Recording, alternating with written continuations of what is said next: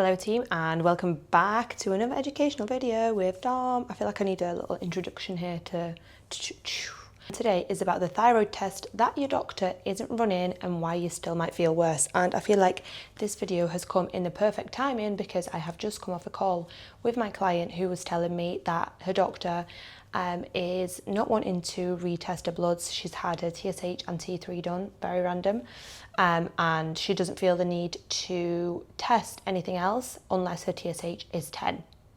Hang on, why are we waiting until women's TSH hits 10 and they feel terrible rather than tackling things head on straight away when things start to get a little bit elevated and out of whack? Why are we waiting until people have a disease rather than preventing it from happening is beyond me.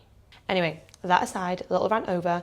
If you have ever had your TSH tested and you've been told your lab results are normal, they're absolutely fine, but you still don't feel good, you feel exhausted, you feel like your hair's falling out, you know, you're sensitive to heat, you feel like a walking zombie, and you just know in yourself that something's not right, then you need to keep listening. And it's only because you are not being tested properly. So in this video today, I am going to explain what testing you need for a full thyroid panel and why it is so important to get them all done. So most of the doctors will just test one thing, and that's your TSH, which is your thyroid stimulating hormone. And if your GP is a little bit better, they might potentially test your T4 as well, but that's your inactive thyroid hormone. Now, these can be useful, but it does not paint the full picture of what is actually going on within your body with your thyroid. So if you really want to understand your thyroid and know what's going on, we need to test your TSH, which is your thyroid stimulating hormone.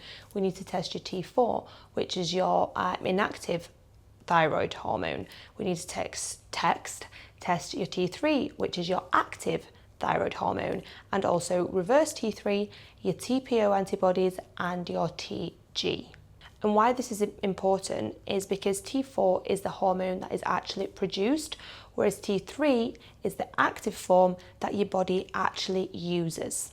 And antibodies, both thyroglobulin and thyroid peroxide antibodies, are there to see if your immune system is attacking your thyroid. And in 90% of women, Hashimoto's is the root cause to hyperthyroidism. In 90%, that means that 90% of women have Hashimoto's before they get hyperthyroidism. And antibodies are one of the biggest markers that most women don't get tested.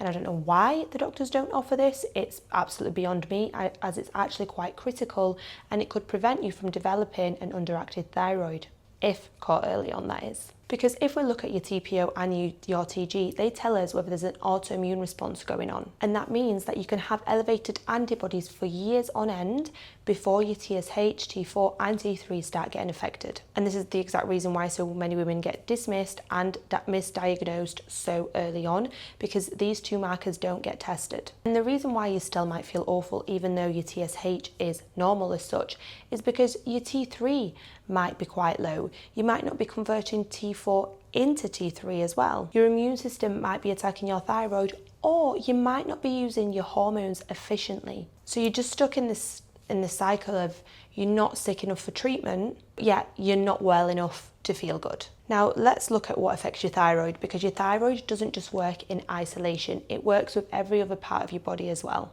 And things that impact your thyroid massively are things like stress, gut problems, toxins, blood sugar dysregulation, and nutrient deficiencies. So like vitamin D, vitamin B12, etc. So even if you are taking levothyroxine, even if you are on medication, if these deficiencies and if these parts of the other systems aren't addressed, you might still be feeling off. So if you're watching this and you're thinking, thanks Dom, this makes so much sense, here is exactly what you need to do next. The first thing is make sure you get a full thyroid panel, okay?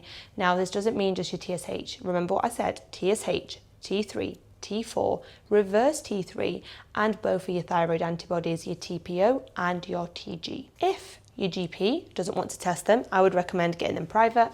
Now, if you are based in the UK, I'm going to give you a lab that I think is great and it's fast.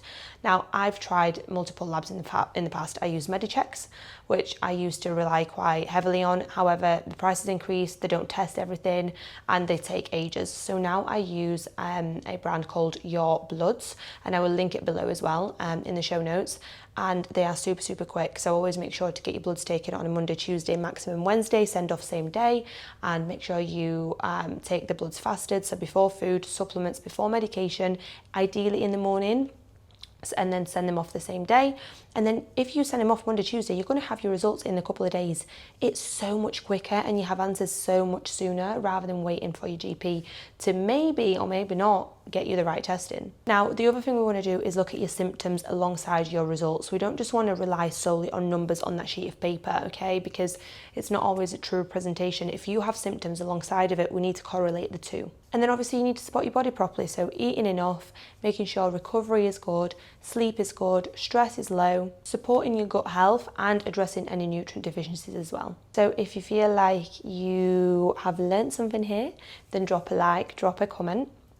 And if you have any questions for me regarding thyroid testing, please visit my Instagram. There's so much on there. Drop me a message. You can obviously find all my information on my website as well. And just comment below this video and I'll always get back to you, and I'll see you next week.